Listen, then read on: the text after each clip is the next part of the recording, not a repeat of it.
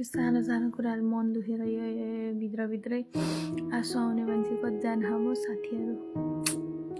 अहिले एउटा भिडियो हेर्दै थिएँ, अब आँसु झर्न आँटिसक्यो। कस्तो कमल हो कि कस्तो यो मान्छे, म मान्छे एकदम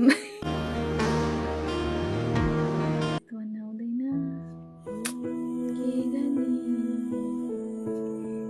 गाह्रो छ।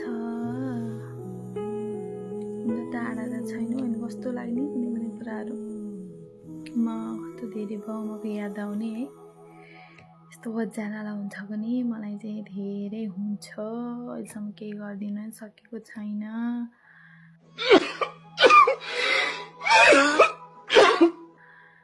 भविष्यमा केही गर्यो भने त गरिदिन्ला। जन्म दिने बाउआमा र कर्म दिने बाउआमालाई खुसी रहन पाए जिन्दगी आनन्द आउँथ्यो। झन्डै रुएँ।